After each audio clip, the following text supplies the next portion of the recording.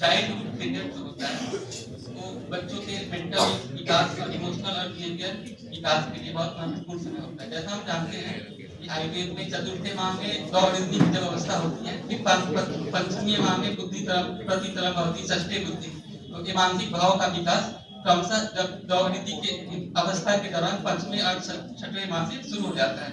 यदि इस समय हम बच्चों में अगर हम पहले ही इनके भाव को जान के उनके अनुसार परिचर्या करें तो उसके हिसाब से संतति की प्राप्ति की जा सकती है। फिर मेंटल हेल्थ के अनुसार बच्चों अभी वर्ल्ड WHO की रिपोर्ट के अनुसार अभी 1 से 7 बच्चों में जो एडोलसेंट तक जाते जाते मानसिक बीमारी से ग्रसित हो जाते हैं, जैसे ADHD, ऑटिज्म, एंजाइटी, डिप्रेशन और लर्निंग डिसेबिलिटी आदि इससे प्रभावित होते हैं। तो इसका इंसिडेंस ना बढ़े, क्योंकि आने वाले समय में इंद्रियों का अतियोग से, जैसे फोन का यूज करना, अति आहार, या विरुद्ध आहार के सेवन के कारण ये सब इसका भी रेशियो बढ़ रहा है। इसलिए जल्दी इन्वेंशंस की जरूरत है, क्योंकि ऐसा आयुर्वेद में भी बोला गया है कि हेतु पूर्वरूपाणी व्याधि रूपम अल्पसा। यदि हेतु का पहले से पता चल जाए और व्याधि अल्प रूप में हो तो उसको पहले ही सुख साधक की कैटेगरी में होती है। और कोई भी व्याधि पहले विस्तृत रूप से नहीं होती, उसका होता है अरुण ही प्रथमो भूतवा व्याधि पाश्चात विवर्ते, मतलब पहले व्याधि अणु रूप में होती है, फिर वो बड़ी होके बड़ी व्याधि बन जाती है।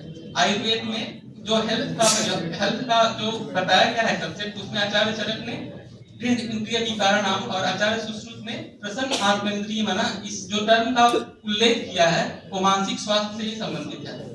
इसके अलावा आयुर्वेद में मन्यते ज्ञायते अवरुद्धते इति मना, इसका निरुक्ति बताया। फिर त्रिदंड पुरुष की में भी सत्व आत्मा शरीरम चक्र त्रिदंडवत, ऐसा बोला कि इसी पे आधारित है। फिर मन को 9 कारण द्रव्यों में भी बताया गया है, और मन के कर्म चिंतन विचार मूल्यम च, इसके अलावा इंद्रियाग्नि निग्रह कर्म मनसस्वस्य निग्रह, ऐसा कर्म और इसके गुणों का भी वर्णन किया गया है। मन का बहुत महत्वपूर्ण है, क्योंकि मन के द्वारा ही इंद्रिया ज्ञान को ग्रहण करने में समर्थ होती है।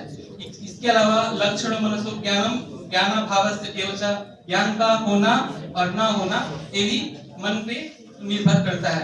आयुर्वेद के अलावा और जैसे उपनिषदों में भी मन का बहुत वर्णन किया गया है। जैसे एक उपनिषद है, उसका एक डिफरेंस है, मन एवं मनुष्याणाम कारणम बंध मोक्षयो बंधाय विषयासक्तम मुक्तये निर्विषयसक्तम, मतलब जो मन विषयों से मुक्त है वो मुक्त है, और जो मन बंधा हुआ है विषयों में वो सांसारिक बंधन में है। इसके अलावा गीता में भगवान ने लिखा है इंद्रियाणाम मनस अस्ति, मतलब इंद्रियों में मैं मन हूँ। फिर मन के बहुत सारे भाव हैं, जैसे लोभ, इच्छा, द्वेष आदि, लेकिन उसको आचार्यों ने धारणीय वेग में रखा है। जैसे धार हेतु सदा बेगाम हितैषी प्रत्येषा, जो व्यक्ति मतलब यहाँ पे परलोक में और अन्य लोक में तो चाहते हैं कि हमको हम सही रहें, तो उसको ये मानसिक वेगों को धारण करना चाहिए। कौन कौन सा लोभ है? लोभ, इच्छा, द्वेष, मात्सर्यानाम रागादीनाम हितेन्द्रिया। फिर आचार्य चरक ने इसके धारणीय वेगों को जो धारण करने का फल प्राप्त बताया है, पुण्य शब्दों विपात्मानम, जो व्यक्ति धारणीय वेग को धारण करता है तो वो विपात्मा हो जाता है, फिर वो मोक्ष के अधिकारी बनता है। इसके अलावा रामचरितमानस में भी ऐसे आचार्य ने बोला है कि सुनहुतात अपमानस रोगा देहिते सुपजहु बहु। उसके अलावा उन्होंने बताया है मोह सकल व्याधिन कर मूला नित्य पुण्य उपजहु विधि सूला काम वाद कफ लोभ अपारा पित्तनि क्रोध पित्तरित छाती जारा। ऐसे बहुत उत्तर कांड में मानसिक रोगों का बहुत क्लियर वर्णन है। माइंड और गुणों का आपस में बहुत बड़ा संबंध है। आचार्य चरक ने साबिल स्थान में उपधानी परोड़ दुख दुख सुखाश्रय, सुख और दुख का आश्रय उपधा को बताया है। उपधा यानी मन का रजोगुण या तमोगुण से युक्त होना। इसके अलावा भी धृति स्मृति विभ्रंश कर्म यत् कुरुते शुभम, जो प्रज्ञा पदार्थ का निदान भी होता है। और उन्माद के जो प्रकरण में जो बताया गया है कि जो भी धृति स्मृति विभ्रंश हो जाता है, इसके अलावा जो भी मन के विषय हैं वो अपने विषय को ग्रहण नहीं कर पाते और मानसिक बीमारी जैसे उन्माद आदि की उत्पत्ति होती है। इसके अलावा काल अर्थ कर्मणा योगो हीन मिथ्याति मात्रता, यही उसके डिजीज के कारण होते हैं। आयुर्वेद में जो दिनचर्या बताई गई है उसमें बहुत सारे ऐसे उपक्रम हैं जिनको यदि हम नियमित रूप से प्रयोग करें तो मानसिक व्याधियों से बचा जा सकता है। और मानसिक व्याधि होने पे भी जैसे अभी हम लोग जो उपक्रम करते हैं इसका भी बहुत रोल है। जैसे अभ्यंग से भी वात का नियंत्रण होता है, क्योंकि स्पर्श इंद्रिय का अर्थ वात है और वात को किसके नियंत्रण किया जा सकता है? स्पर्शन से। इंद्रियाणाम मनोनाथो, मनोनाथो तुम्हारा, मतलब इंद्रियों का नाथ मन है और मन का नियंत्रण कौन करता है? वात करता है। वात का नियंत्रण हम लोग स्नेहन उपक्रम से करते हैं। इसके अलावा शिरोभ्यंग पादाभ्यंग, जैसे अष्ट, जैसे जो आचार्यों ने मन का बताया है तल हृदय, काश्यप संहिता में 5 हृदय का वर्णन है, एक हृदय और दोनों सखाओं में यानी 4, कुल मिला के 5, यानी पंच हृदय जो है उस पे भी अभ्यंग करने से मानसिक व्याधियों से मुक्ति पाया जा सकता है। इसके अलावा नासा ही शिरस्त्रोद्वारम और प्रतिमर्श अगर हम रोज करते हैं तो सर्वेंद्रियाणि वैमल्यम, सर्व इंद्रियों में विमलता आती है। और जब इंद्रियां निर्मल होगी तो हमारा मानसिक स्वास्थ्य भी सही होगा। इसके अलावा धूमपान, धूमपान तो बच्चों को नहीं कराते हैं, लेकिन धूमपान के अतिरिक्त अन्य उपक्रम है। आचार्य काश्यप ने धूमन चिकित्सा बताया है, इसमें लगभग 33 धूपन, इसमें लगभग 33 धूम कल्पों का यूज किया है, जो बच्चों के लिए बहुत सही है और उसका अप्रत्यक्ष लाभ देखा जा सकता है। और अपने यहाँ जैसे वैदिक संस्कृति में जैसे अग्निहोत्र करना, यज्ञ करना, ये कहीं न कहीं ऋतु संधि पे यज्ञ करना, ये सब धूमन पे किया। व्यायाम, व्यायाम का ऐसे ही बताया गया ना, लाघवम कर्म सामर्थ्यम दीप्त अग्नि में दशः विभक्त घन ज्ञातत्वम व्यायामं जायते। तो व्यायाम से शरीर की नहीं मन में भी लघुता आता है। इसके अलावा उद्वर्तनम, उद्वर्तन का ऐसे है, उद्वर्तनम कफहरम मेधसः प्रविलायकम, तो आम की अवस्था में जब जहाँ स्थूलता हो वहाँ उद्वर्तन करते हैं। इसके अलावा अपस्मार और उन्माद चिकित्सा में आचार्य ने बहुत सारे योगों का वर्णन किया है जो उद्वर्तन से रिलेटेड है। इसके अलावा स्नान, स्नान एक दैनिक उपक्रम है। हम लोग बस ऐसे ही सोचते हैं कि स्नान का क्या है, लेकिन स्नान के लिए आचार्य चरक ने स्नानम सर्वहराणाम बोला है, फिर पवित्रम विश्वमायुष्यम और स्नानम ओजस्करम परम ऐसा भी बोला गया है। और चरक उसमें अपस्मार चिकित्सा में भी सिद्धार्थक स्नान का उपयोग बताया है। जिसको स्नान जैसे उन्माद का व्यक्ति हो, अगर हम दवा नहीं दे सकते, कुछ नहीं कर सकते, स्नान करा सकते हैं, तो सिद्धार्थक स्नान का यूज करके करते हैं। इसके अलावा जैसे ग्रह बाधा से जो व्यक्ति पीड़ित होता है उसके लिए बहुत सारा विशिष्ट योग बताया जाता है, उससे भी स्नान कराया जाता है। इसके अलावा अंजन, अंजन भी एक ऐसा उपक्रम है जो दिनचर्या में वर्णित है, लेकिन इसका उपयोग आचार्यों ने अपस्मार, उन्माद आदि जटिल मानसिक व्याधियों को भी ठीक करने के लिए किया है।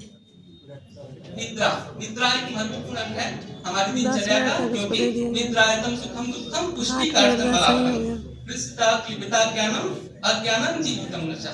सुख दुख और ज्ञान और अज्ञान का होना ना होना ये सब निद्रा पे निर्भर करता है। इसके अलावा आहार और मानसिक स्वास्थ्य का बहुत ज्यादा महत्वपूर्ण है। आहार, क्योंकि एक उपनिषद है छांदोग्य उपनिषद, उसमें ऐसा बोला है आहार शुद्धो सत्व शुद्धि, सत्व शुद्धो ध्रुवा शुद्धा। जब आहार शुद्धि होती है तो मन शुद्ध होता है, मन शुद्ध होता है तो आदमी को ध्रुव स्मृति प्राप्त होती है, ध्रुव स्मृति प्राप्त होने के बाद आदमी को मोक्ष की प्राप्ति होती है। इसके अलावा चरक सूत्र 26 में भी ऐसा तुमने बताया है कि तुष्टि पुष्टि बलम मेधा सर्वमन्ये प्रतिष्ठितम, और जो भी ईश्वर अपवर विरक्तुत्तम तत्र तत्र अन्य प्रतिष्ठितम, सब कुछ ये अन्न में ही आश्रित है। इसलिए हम लोग ऐसा कहावत भी सुने होंगे ना, जैसा खाएंगे अन्न वैसा बनेगा मन। फिर नेत्र रसायन वैसे बच्चों के लिए आचार्यों ने बहुत बताया है, जैसे ब्राह्मी संकुष्टि बच्चा इत्यादि का योग। फिर लेहन योग काश्यप ने बहुत बताया है। अभी स्वर्ण प्राशन भी है और स्वर्ण योग जैसे शिशु कुमार रस जिसमें भी स्वर्ण योग है उसका भी यूज करके हम बच्चों की इम्यूनिटी को बढ़ा सकते हैं और मानसिक व्याधि से बच सकते हैं। इसके अलावा आचार्यों ने अग्रह कल्पना में बहुत सारे मानसिक भाव का वर्णन किया है जो उससे संबंधित है, जैसे संकल्पो विष्टाणाम, अविनश्यम अविष्टाणाम, विषादो रोग वर्धनानाम, हर्ष प्रेरणानाम, शोकः शोषणानाम, स्वमनस्य गर्भधारणानाम, लवल्यम क्लेशकराणाम।